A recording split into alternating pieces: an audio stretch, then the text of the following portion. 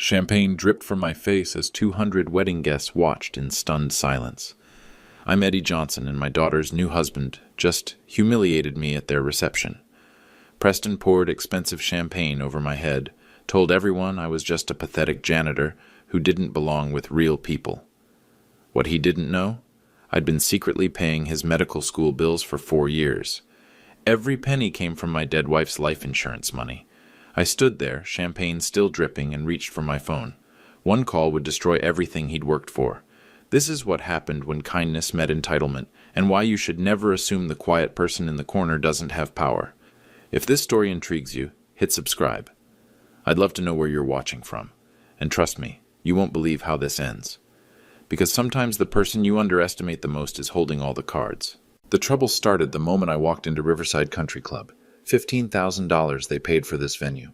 I know because Sarah showed me the contract, worried about the cost. I told her not to worry, that her happiness was worth everything.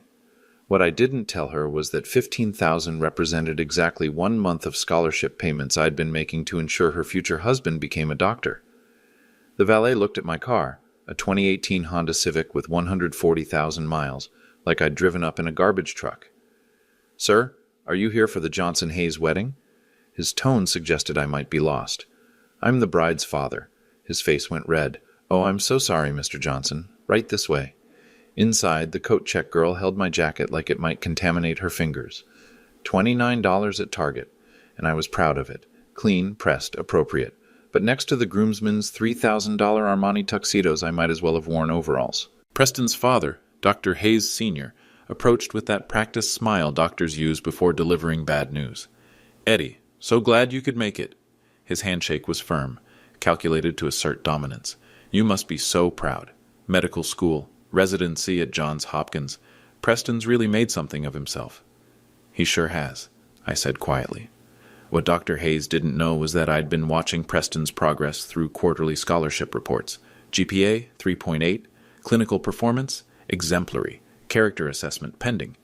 The groomsmen clustered nearby, comparing watches and talking about golf handicaps. One of them, a pharmaceutical sales rep named Bradley, stage whispered loud enough for me to hear, "Can you believe Sarah's dad is a janitor? At a children's hospital, no less. Preston must really love her." Another groomsman snorted, "Love doesn't pay for country club memberships." I felt my jaw tighten, but I stayed calm. Margaret always said you judge a man's character not by how he treats his equals, but by how he treats those he thinks are beneath him. Preston himself swept over, all smiles and charm in his Italian silk bow tie. At 28, he carried himself with the confidence of someone who'd never faced real consequences for his actions. Eddie, looking sharp. His eyes took in my target suit with barely concealed amusement. "Sarah's getting ready upstairs. She's nervous but excited." "She should be. Biggest day of her life." "Absolutely, though I have to ask." Preston's voice dropped to a conspiratorial whisper. "Did you need help with a better suit? I mean, for the photos and everything. I could have my tailor." "This suit is fine, Preston." Of course. I just meant, well, image matters in medicine.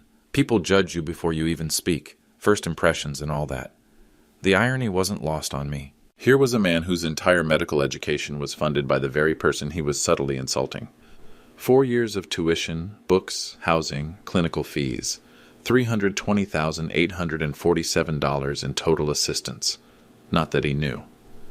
Sarah appeared at the top of the staircase in her grandmother's wedding dress, and for a moment, everyone fell silent. She looked exactly like Margaret on our wedding day 27 years ago. Same radiant smile, same way of lighting up a room. But as I watched Preston's face, I saw something that made my stomach turn. Pride, yes. Love, possibly. But also calculation. The way he positioned himself for photos. The practiced way he accepted congratulations from guests. Everything felt performative. "She's beautiful," I said.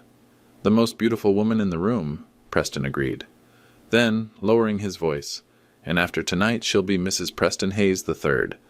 Part of a real medical family legacy." That's when I knew we might have a problem. The ceremony went off without a hitch, but the reception was where masks started slipping. I sat at table 12, the family table supposedly, though I noticed Dr. Hayes Sr. had positioned himself as far from me as possible while still maintaining the appearance of inclusion. Sarah had insisted I sit with family, not realizing that to Preston's relatives, I wasn't really family at all. During cocktail hour, I overheard Preston's aunt speaking to her husband near the bar. I still can't believe she's marrying him. Preston, I mean. Lovely girl, but her background. She gestured vaguely in my direction. Hospital janitor? What will people say at the club? Preston knows what he's doing, her husband replied. Pretty girl, and she'll be grateful. Those types always are. Those types. I gripped my champagne flute a little tighter. The truth was, I'd been watching this family for months, ever since Sarah announced the engagement. Old money, medical dynasty, the kind of people who donated wings to hospitals and expected their names on plaques. They saw charity as something you did for tax write-offs, not because you understood what it meant to struggle. But here's what really worried me. If I stayed silent tonight, if I let this pattern continue, what message was I sending Sarah? That it was acceptable for her husband to look down on her father? That love meant tolerating disrespect? More importantly, what would Margaret think? My wife died 5 years ago after a 3-month battle with lung cancer, stage 4 by the time they caught it. Preston Hayes was a second-year medical student then, doing his clinical rotations at Children's Hospital. He was one of the residents who treated Margaret during her final weeks. He was good to her, gentle, professional. He stayed late to answer my questions, helped me understand treatment options, held my hand when I cried in the hallway after her last chemotherapy session failed. That's why I did what I did with the insurance money. $400,000 from Margaret's life insurance policy. Her final gift to me, money meant to secure my future. Instead, I used it to create the Margaret Johnson Memorial Medical Excellence Fund, an anonymous scholarship program administered through City National Bank. Designed to help promising medical students complete their education, Preston Hayes was the fund's first and only recipient. I told myself I was honoring Margaret's memory by helping train the next generation of compassionate doctors.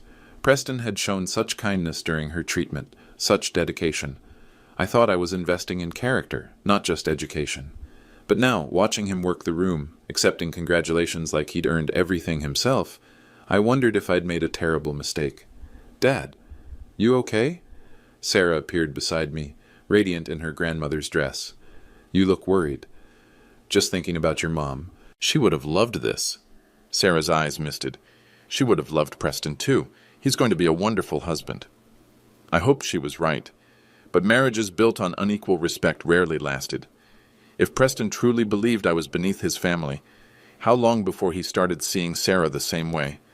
How long before my daughter's worth became measured by her husband's standards? Sarah, honey, can I ask you something? Anything, Dad? Has Preston ever said anything about me? About my job? She hesitated just long enough to confirm my fears. Dad, Preston respects you. He knows how hard you work. That's not what I asked. He comes from a different world. Give him time. Time. How much time does a man need to show basic respect? 28 years wasn't enough? I thought about the briefcase in my car. Inside were documents that could change everything. Scholarship agreements, bank statements, Margaret's death certificate. Proof that the lowly janitor had been the silent benefactor behind Preston's entire medical career. But using that information would mean revealing the secret I'd kept for 4 years. It would mean admitting that every dollar in Preston's education account came from the life insurance payout of a woman he'd helped care for. It would mean showing Sarah that her father wasn't the simple working man everyone assumed. Was I ready for that conversation? More importantly, was I prepared to watch my daughter marry someone who fundamentally disrespected the man who'd made his career possible? The band struck up the first dance, and I watched Preston lead Sarah onto the floor. They moved together beautifully, lost in each other's eyes. For a moment, I almost convinced myself I was overreacting. Then Preston's best man grabbed the microphone for his speech. Ladies and gentlemen, I've known Preston since Harvard Medical School, and I can honestly say he's everything you'd want in a doctor. Brilliant, dedicated, and most importantly, he knows quality when he sees it. He gestured toward Sarah. Sarah Johnson is lucky to be joining the Hayes family legacy. Not Sarah Johnson Hayes, not a partnership. Sarah was lucky to join them. That's when I realized silence wasn't protecting anyone anymore. The best man's speech ended with polite clapping, but I caught the subtle emphasis on certain words. Sarah was lucky to join their family. Preston was elevating her station. Classic rich family language disguised as compliments. Dr. Hayes Sr. approached our table during the salad course, wine glass in hand and confidence radiating from every gesture. Eddie, I wanted to thank you personally. Thank me for what? For raising such a wonderful daughter. Sarah's going to fit right into our family. He paused, swirling his wine. Of course, there will be adjustments. Medical families have certain expectations, social obligations, but I'm sure she'll adapt beautifully. She doesn't need to adapt to anything. She's perfect as she is. Dr. Hayes smiled that practiced smile again, naturally. I just meant the lifestyle differences. Country club memberships, medical association events, charity galas. It's a different world from what she's used to. Different from what I'm used to, you mean?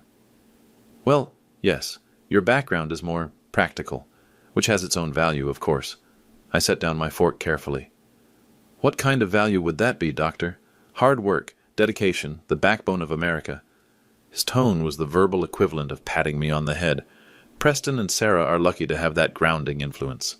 Translation, I was useful as long as I stayed in my lane. Preston appeared beside his father, loosening his bow tie slightly. The champagne was clearly having an effect. His cheeks were flushed, his movements a bit looser than before. Dad, what are you two talking about? Just getting to know my new co-father-in-law, Dr. Hayes said smoothly. Eddie was telling me about his work at the hospital. Right, the maintenance job. Preston's smile was perfectly pleasant and completely condescending. That's actually how we met, Sarah and I. She was visiting someone in pediatrics, and Eddie was... What were you doing that day? Mopping. Cleaning the nurses' station. See? Hard-working, salt of the earth. Preston clapped me on the shoulder like I was a golden retriever. We need people like you, Eddie. Society can't function without folks willing to do the jobs others won't. The jobs others won't. I felt something shift inside my chest. A familiar anger, but colder now. More focused. Preston, can I ask you something? Shoot. How did you pay for medical school? The question seemed to catch him off guard. Scholarships, mostly? Merit-based? Why? Which scholarships? The Hayes Excellence Scholarship, primarily. Family Foundation stuff. Academic Achievement Awards. He waved his hand dismissively. Boring financial details. Must have been substantial. Medical school's expensive. $320,000, give or take. Preston's chest puffed slightly with pride. But when you've got the grades and the family connections, doors open. Family connections. I almost laughed. Dr. Hayes rejoined the conversation, apparently sensing tension. Preston's always been brilliant. Youngest in his class. Highest MCAT scores. The scholarship committee recognized natural talent. What scholarship committee? I asked quietly. City National Bank manages the fund, Preston said. Anonymous donor, apparently. Someone who believes in investing in future doctors. Anonymous. Rich people like their tax write-offs private, Dr. Hayes added with a knowing chuckle. Probably some pharmaceutical company looking for good PR. I reached into my jacket pocket and pulled out my phone.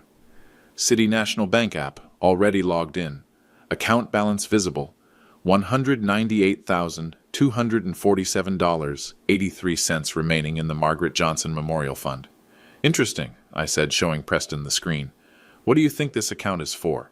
Preston squinted at the phone, champagne making his focus sluggish.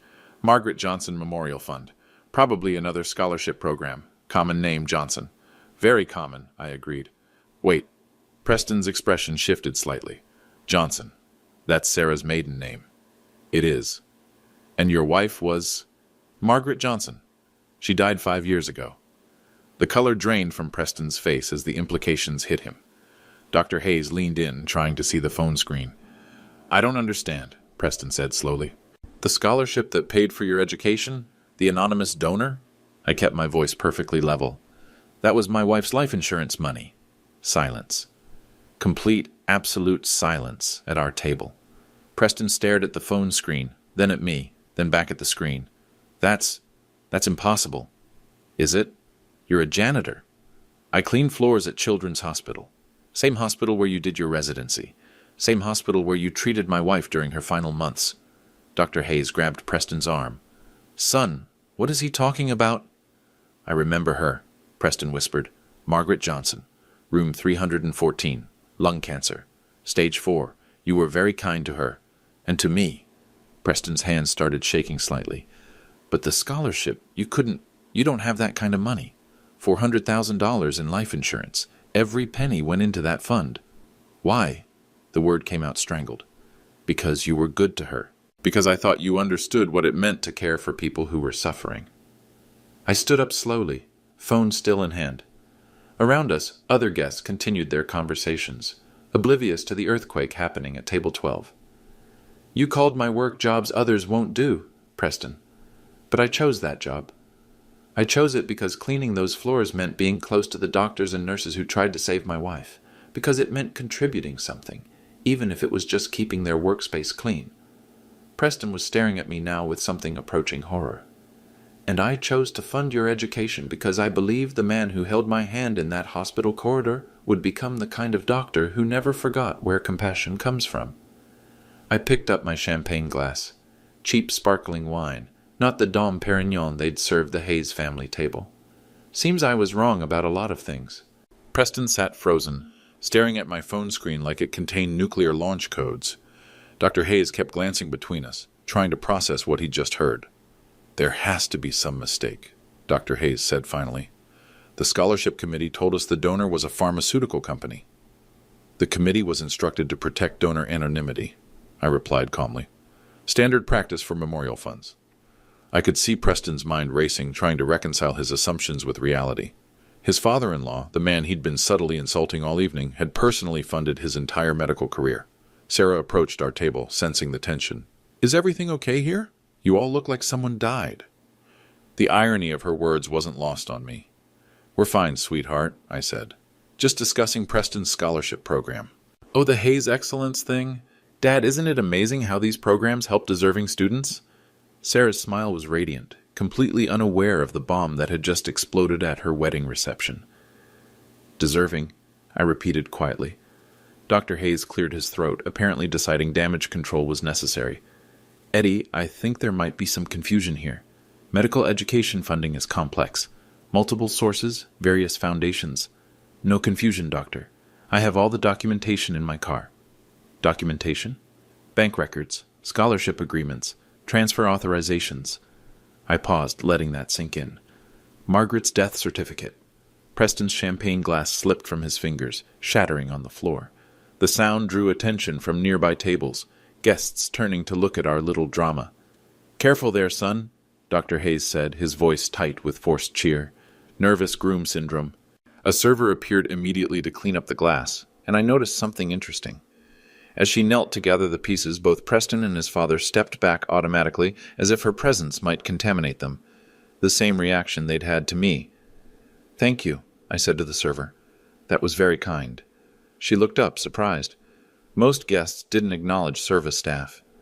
Just doing my job, sir. Important work, keeping everyone safe. Preston watched this exchange with growing discomfort. He was starting to see the parallels. Hospital administrator Janet Miller chose that moment to approach our table. I'd worked with Janet for 15 years, and she'd always treated me with genuine respect. Eddie, I didn't know you'd be here tonight. She gave me a warm hug. How's retirement treating you? Preston's head snapped up. Retirement? Eddie didn't tell you? After 15 years as head of facilities management, he's finally taking some time for himself. Janet beamed at me proudly. Best facilities director we ever had. The man could run that hospital blindfolded. Facilities director? Dr. Hayes sounded confused. Oh, yes. Eddie managed a staff of 43, oversaw a $2 million maintenance budget, implemented the new waste management protocols that saved the hospital $600,000 annually. Janet paused, noticing the strange looks around the table. I'm sorry. Did I say something wrong? No, I said quietly. They just assumed I was a janitor. The truth was more complicated. I had started as a night janitor 15 years ago, working my way up through determination and competence. But somewhere along the way, people stopped seeing the progression. They saw a man in work clothes and made assumptions. Even Preston, who'd worked in that hospital for 2 years, had never bothered to learn my actual title. Well, Janet continued, retirement suits you. Though we miss having someone who actually cared about the place. She lowered her voice conspiratorially. Between you and me, the new guy couldn't organize a 2-car parade. After Janet left, our table fell into uncomfortable silence. Preston stared at his hands, processing the revelation that his assumptions about my capabilities had been as wrong as his assumptions about my financial situation.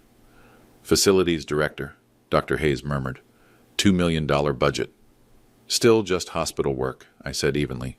Still the kind of job you think is beneath your family. Preston finally looked up, his face pale. Eddie, I didn't mean... What didn't you mean, Preston? I didn't know. You didn't know because you didn't ask. You saw what you wanted to see. Sarah was looking confused now, sensing undercurrents she couldn't identify. What's going on here? Why does everyone look so serious?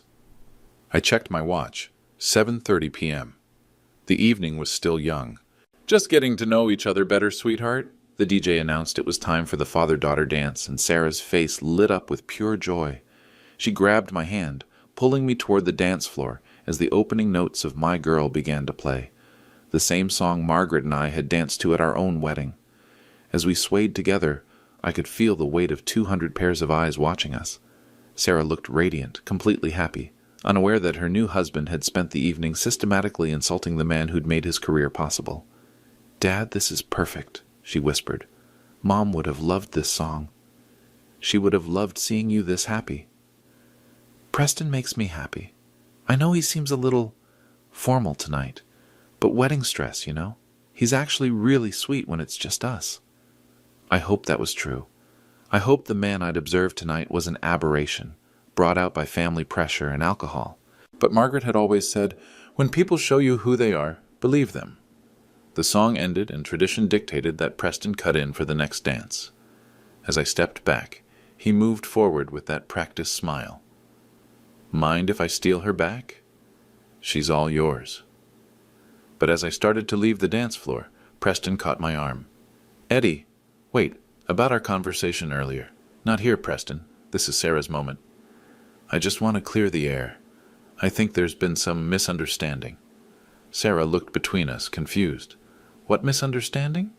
Other guests had gathered around the dance floor's edge, watching the newlyweds with champagne glasses raised. Preston's groomsmen clustered nearby, along with both sets of parents and various relatives. A perfect audience. "Preston, please," I said quietly. "Let's talk later." "No, I think this needs to be addressed now." Preston's voice carried that slight slur of someone who'd been drinking steadily for 3 hours. "There seems to be some confusion about my scholarship funding." My blood ran cold. He was going to do this here in front of everyone. "Preston," I warned. "Eddie claims he funded my medical education through some memorial scholarship." Preston's voice got louder, drawing more attention, which is obviously impossible. Sarah's face went white. "What are you talking about?" Dr. Hayes stepped forward, clearly sensing disaster. "Son, maybe we should—" "No, Dad, this is important." Preston turned to address the gathered crowd. "Ladies and gentlemen, I want to clear up a misunderstanding. My father-in-law has been telling people he paid for my medical school, which is frankly ridiculous." Gasps rippled through the crowd. Sarah looked mortified. "Preston, stop," she pleaded. "I earned my scholarship through academic merit, not charity from a janitor." The word came out like a slur. "I appreciate Eddie's contributions to society, but let's be realistic about who belongs where." The crowd was dead silent now.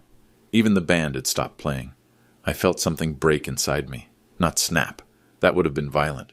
This was more like ice finally giving way under too much pressure. "Preston," I said, my voice carrying clearly across the silent room, "you should stop talking now." "Why? Because the truth is uncomfortable?" Preston was fully committed now, his inhibitions dissolved by alcohol and adrenaline. "Look, Eddie, I respect what you do. Society needs people willing to clean up after others, but don't pretend you're something you're not." He grabbed a fresh champagne flute from a passing server's tray. Dom Perignon, the expensive stuff reserved for toasts. "This is Dom Perignon 2014, he announced to the crowd. $280 a bottle. This reception cost more than most people make in a month. The Hayes family has been supporting medical education for 3 generations. He held the glass high, champagne bubbling golden in the ballroom lights. "So let's be honest about who really belongs at this level of society." That's when he did it. Preston Hayes III, Harvard-educated doctor, devoted son-in-law, poured an entire glass of $280 champagne over my head. The liquid was cold, shocking, running down my face and soaking into my $29 Target suit. 200 wedding guests stood in absolute silence, watching champagne drip from my nose onto the polished marble floor. "You don't belong here," Preston said clearly, his voice carrying to every corner of the ballroom. "You never did." Sarah made a sound like she'd been physically struck. Several guests gasped audibly. Dr. Hayes looked like he wanted to disappear into the floor. I stood there, champagne dripping, feeling the weight of every stare in the room. Some faces showed shock, others embarrassment, a few showed the cruel satisfaction of witnessing someone else's humiliation. But I didn't move, didn't react, didn't give Preston or his family the satisfaction of seeing me lose control. Instead, I reached into my jacket pocket and pulled out my phone. The screen was slightly wet, but functional. "Preston," I said quietly, my voice somehow carrying despite the whisper-level volume. "You mentioned my scholarship claim was impossible. Completely ridiculous." I held up the phone, showing the City National Bank app. Account balance clearly visible, $198,247.83. Margaret Johnson Memorial Medical Excellence Fund, managed by City National Bank. Established May 15, 2019, with a $400,000 initial deposit from Colonial Life Insurance Company. Preston's confident smile started to waver. Scholarship recipient Preston Hayes III. Total disbursements to date, $320,847. The crowd pressed closer, trying to see the phone screen. Someone near the back called out, "What's he showing?" I touched another app icon. A PDF document opened. Official scholarship paperwork with City National letterhead. Scholarship terms: renewable annually based on academic performance and character assessment. Revocable at sole discretion of fund administrator. Preston's face had gone from flushed to gray. Fund administrator, I continued, reading from the document. Edward James Johnson. That's me, Preston. The silence was so complete I could hear the ice melting in abandoned drinks. The janitor you just humiliated? The man who doesn't belong here? I wiped champagne from my cheek with the back of my hand. I've been paying your bills for 4 years. Dr. Hayes made a strangled noise. Sarah was crying openly now, mascara running down her cheeks. Every tuition payment, every book fee, every clinical rotation cost. $320,847 of my wife's life insurance money. I looked around the circle of shocked faces. My wife, Margaret, who died of lung cancer in room 314 at Children's Hospital. The same hospital where Preston did his residency. The same woman he held my hand and cried with me when she died. Preston was swaying slightly, the full horror of his situation finally penetrating his alcohol-clouded brain. So you're right, Preston. Let's be honest about who belongs where. I reached for my briefcase. The click of my briefcase opening echoed through the silent ballroom like a gunshot. 200 guests leaned forward as I pulled out a manila folder. My movements deliberate and unhurried despite the champagne still dripping from my hair. These are the original scholarship documents, I said, holding up the first set of papers. Signed and notarized on May 15, 2019, 3 days after I received Margaret's life insurance payout. Dr. Hayes stepped forward, his medical composure finally cracking. Let me see those. I handed him the documents. His hands shook as he read, his face growing paler with each line. This can't be right, he muttered. The scholarship committee told us. The committee was instructed to maintain donor anonymity, I replied calmly. Standard protocol for memorial funds. You never asked who the donor was, Doctor. You just assumed it was someone worthy of your respect. Preston grabbed the papers from his father, scanning them frantically. But the Hayes Excellence Scholarship. Was the cover name you gave it? The actual fund is called the Margaret Johnson Memorial Medical Excellence Fund. Your scholarship checks came from my wife's death benefit. Sarah's sobs were the only sound in the room as Preston read his own scholarship agreement. His signature was there, clear as day, along with the terms he'd apparently never bothered to fully understand. I pulled out a second folder. These are the bank statements. 4 years of transfers from my account to yours, Preston. Would you like me to read the amounts? No, Preston whispered. September 2020, $47,200, tuition and fees for your final year of medical school. I could hear guests murmuring behind me, the sound of 200 people doing math in their heads. January 2021, $18,400, clinical rotation fees and medical equipment. Preston's best man looked like he was going to be sick. June 2021, $53,900, first-year residency supplemental funding because hospital salaries don't cover medical school loans. I held up a third folder. Preston, do you remember signing this document? He took it with trembling hands. It was a character assessment form required annually for scholarship renewal. Question 12, I said. How has this scholarship impacted your understanding of service to others? Your answer was quite eloquent. Preston's voice was barely audible as he read his own words aloud. This scholarship has taught me that medicine is about serving all people, regardless of their background or social status. I am humbled by the anonymous donor's generosity and committed to honoring their sacrifice through compassionate care." The irony hung in the air like smoke. Janet Miller pushed through the crowd, having heard the commotion. When she saw the papers in Preston's hands, her expression shifted to recognition. "Oh my God," she said. "Eddie, you're the anonymous donor? The Margaret Johnson Fund?" All eyes turned to her. "I've been processing scholarship payments for 4 years through the hospital's education department. We never knew who—" She looked around the circle of stunned faces. "This fund has helped 8 medical students complete their education. Preston wasn't the only one." 8 students. I'd never told anyone that detail. "The hospital board considers the Margaret Johnson Fund one of our most important educational partnerships," Janet continued. "The donor requirements are incredibly specific. Recipients must demonstrate not just academic excellence, but genuine compassion for patients regardless of their socioeconomic status." She looked directly at Preston. "There's actually a character clause. If a recipient demonstrates behavior inconsistent with the fund's values, support can be terminated immediately." Dr. Hayes grabbed my arm, his composure completely shattered. "Eddie, please, there's been a misunderstanding. Preston doesn't normally—" "Doesn't normally what? Show his true character?"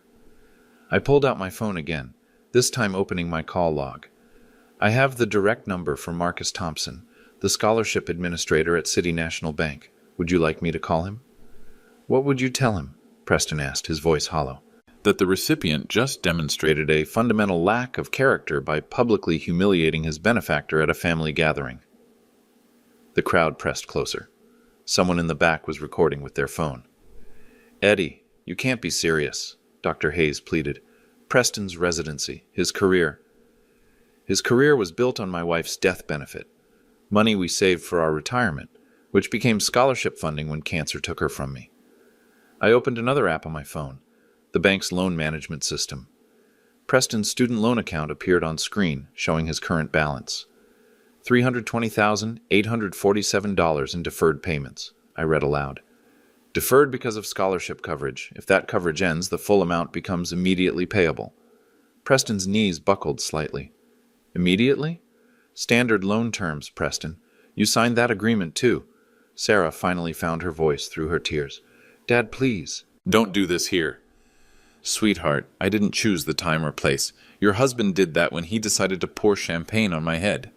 Dr. Hayes was frantically trying to process the financial implications.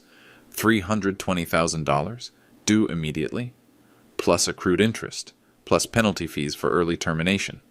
I consulted my phone again. Current total obligation, $343,200. The number hit the crowd like a physical blow. Several guests gasped audibly. Preston's pharmaceutical rep friend pushed forward. "Eddie, be reasonable. Preston made a mistake, but ending his career over one bad moment." "One bad moment?" I looked around the circle of faces. This wasn't a momentary lapse. This was character revealing itself under pressure. I pulled out the final folder, the one I'd hoped never to use. Margaret's medical records from Children's Hospital. 3 months of treatment, 74 days total. Guess which medical resident was assigned to her case during weeks 6 through 12? Preston's face went completely white. Room 314, oncology wing.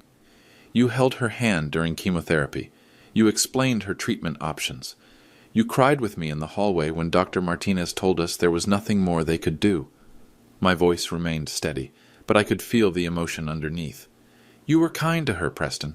Professional. Compassionate. That's why I established this scholarship, because I believed the man who comforted a dying woman and her grieving husband understood what medicine was really about. I held up Margaret's death certificate, dated March 15th, 2019. She died on a Tuesday, liver failure, secondary to cancer. Her last words were about how grateful she was for the care she'd received, how proud she was of the young doctors who'd treated her with such retriesque continued dignity. The ballroom was so quiet I could hear the air conditioning humming overhead. 3 months later I took her life insurance money meant to secure my future, and created a scholarship program, because I wanted to honor her memory by helping train more doctors like the one who'd been so kind to us. Preston was crying now, mascara-streaked tears mixing with champagne residue on his cheeks. "Eddie, I remember her. She was so brave. She was, and she believed in you." I closed the final folder and placed it back in my briefcase. But the man who poured champagne on his benefactor's head? The man who told 200 people that I don't belong in civilized society? That's not the Dr. Margaret thought she was helping to train. Dr. Hayes made one last desperate attempt. Eddie, please, think about Sarah. Think about their future together. I looked at my daughter, beautiful and heartbroken in her grandmother's wedding dress. I am thinking about Sarah. I'm thinking about what kind of marriage she'll have with a man who fundamentally disrespects her family. I pulled out my phone one final time and opened my contacts list. Marcus Thompson, City National Bank, was right there. Preston, you have exactly 60 seconds to decide how this ends. Preston stood frozen, staring at my phone like it was a loaded weapon pointed at his future. The 60-second countdown had begun, though I wasn't actually timing it. Sometimes the threat of action is more powerful than action itself. What do you want me to do? He whispered. I want you to understand consequences. Dr. Hayes stepped forward, his medical training kicking in despite the crisis. Eddie, let's discuss this rationally. Preston made a mistake, yes, but destroying his career.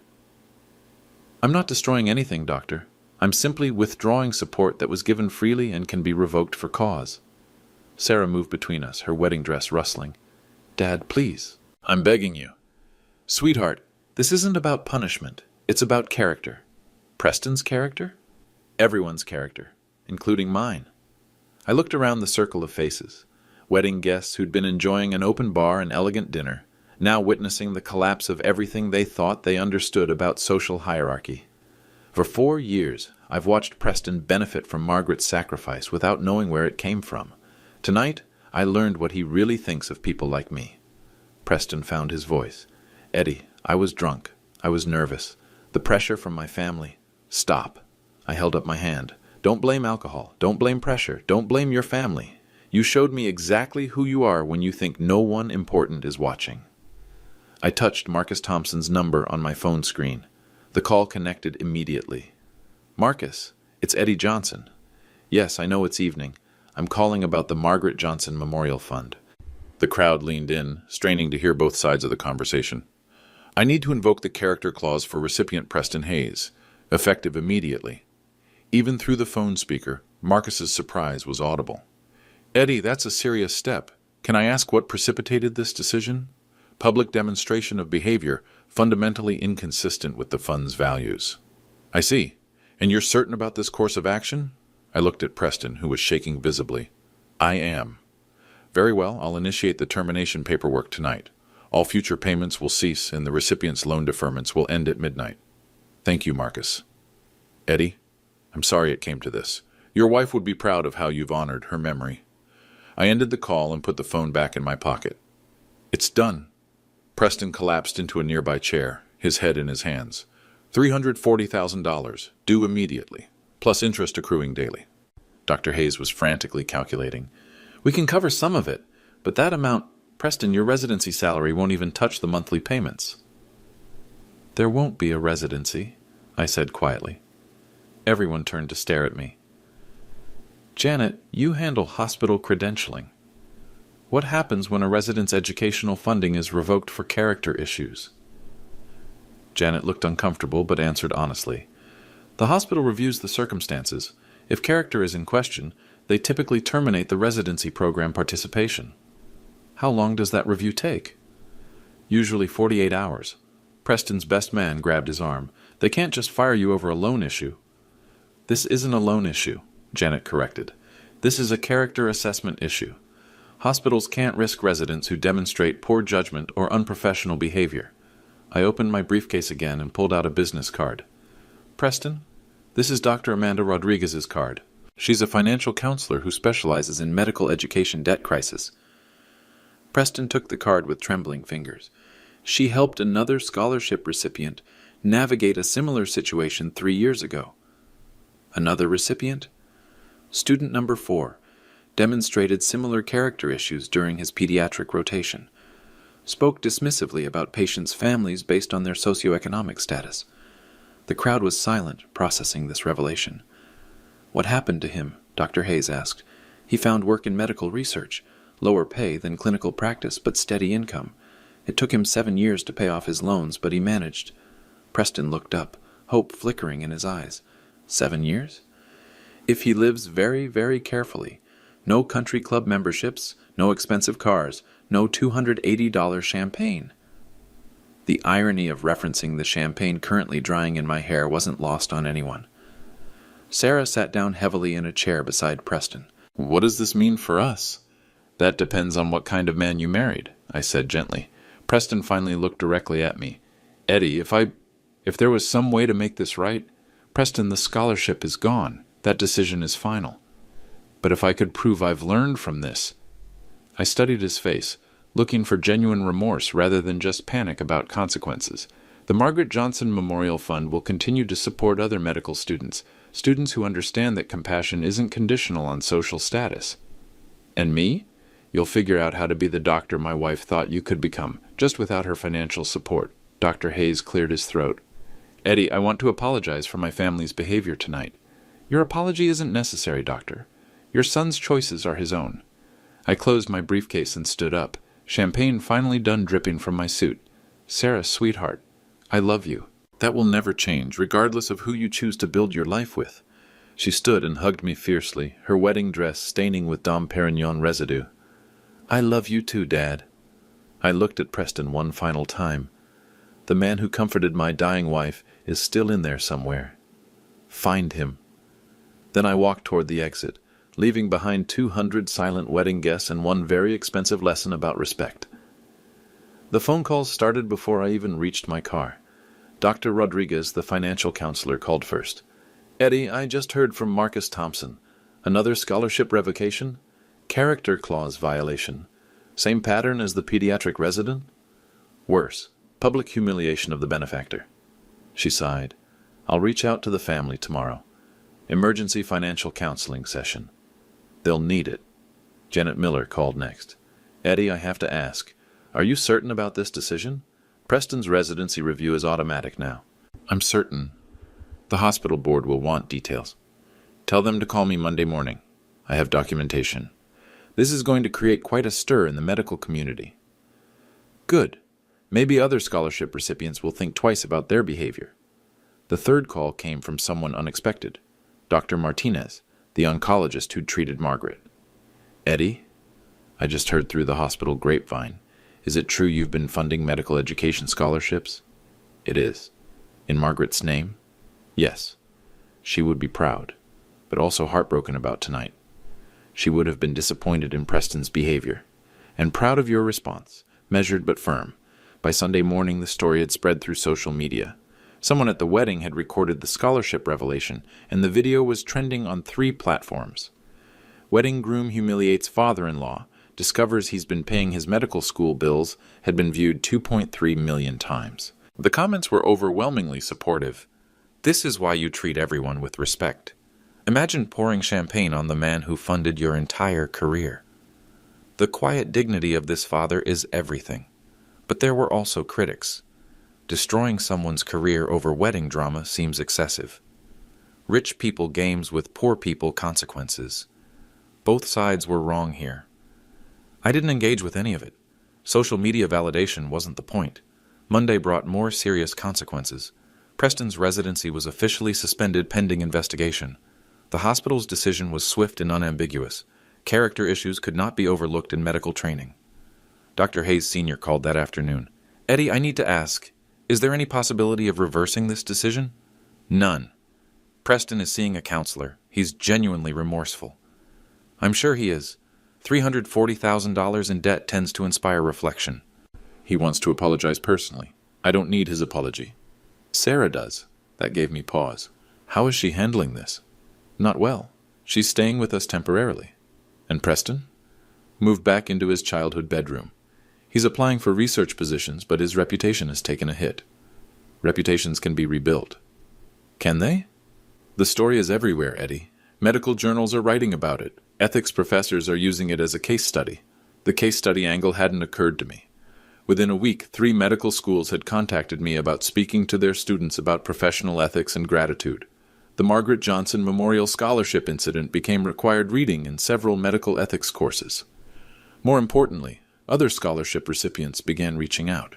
Students I'd helped without ever meeting them, wanting to express gratitude they'd never known they owed. "Doctor, Lisa Chen, the fund's second recipient, called from her pediatric oncology fellowship. Mr. Johnson, I had no idea the scholarship came from someone who understood loss so personally. Your grades and character earned that scholarship, doctor. But your wife's sacrifice made it possible. I just wanted you to know. I think about that every time I treat a child with cancer. That's exactly what Margaret would have wanted. The ripple effects continued expanding. City National Bank reported a 340% increase in Memorial Scholarship Fund inquiries. Apparently, my story had inspired other families to create similar programs. Preston, meanwhile, found work at a pharmaceutical research company. The pay was 60% less than his projected residency salary, but it was honest work. Dr. Rodriguez helped him negotiate a 15-year payment plan for his loans. Sarah filed for separation 6 weeks after the wedding. Not because of the financial consequences, but because of what those consequences had revealed about her husband's character. I can't stop thinking about that moment, she told me during one of our coffee meetings. The look on his face when he poured that champagne. That wasn't stress or alcohol. That was who he really is when he thinks he has power over someone. And now he's learning what it feels like to be powerless. Maybe that's not entirely a bad thing. 3 months later, Preston requested a meeting. Not to ask for reinstatement. He understood that door was permanently closed, but to share something he'd learned. The research lab where I work, we're developing treatments for pediatric cancers. I think about your wife every day, Eddie. About how she trusted me to care for her, and how I forgot what that meant. It wasn't redemption, but it was a beginning. 6 months after the wedding, I established new protocols for the Margaret Johnson Memorial Fund. Every scholarship recipient now receives a detailed history of the fund's origin. They know about Margaret's cancer battle. They know about the insurance money that could have secured a janitor's retirement, but instead secured their education. They know that their benefactor works night shifts and drives a Honda Civic and shops at Target. And they know that none of those facts make him worth less than anyone else. The character assessment process is now more rigorous. Recipients must complete annual community service requirements, working with underserved populations. They must demonstrate through actions rather than essays that they understand medicine as service rather than status. Most importantly, they must meet with previous scholarship recipients who've completed their training. Dr. Chen leads these meetings, sharing what she learned about gratitude and perspective. Sarah and I have dinner every Tuesday now.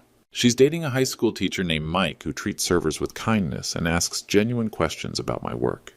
When I told him about Margaret, he listened without trying to fix anything or offer empty platitudes.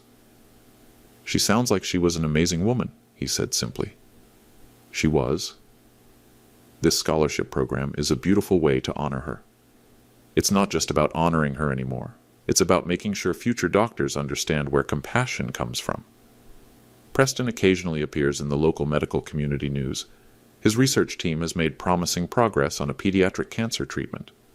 He's remarried, a social worker who specializes in helping families navigate medical crises. I don't know if he's found the compassionate Dr. Margaret believed he could become, but I hope he has. The wedding venue, Riverside Country Club, sent me a bill for champagne-stained marble. Apparently, Dom Perignon leaves marks that require professional restoration. I paid it without complaint.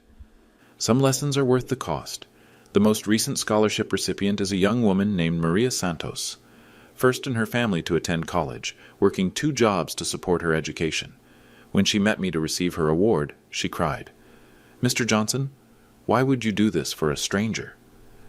Because my wife believed every patient deserves a doctor who remembers what struggle feels like. I'll never forget that. Make sure you don't. If you're watching this story, wherever you are in the world, remember, respect isn't earned through titles or bank accounts. It's given freely, or it's not respect at all. Subscribe if this resonated with you, and let me know where you're watching from, because everyone deserves to be seen for who they really are.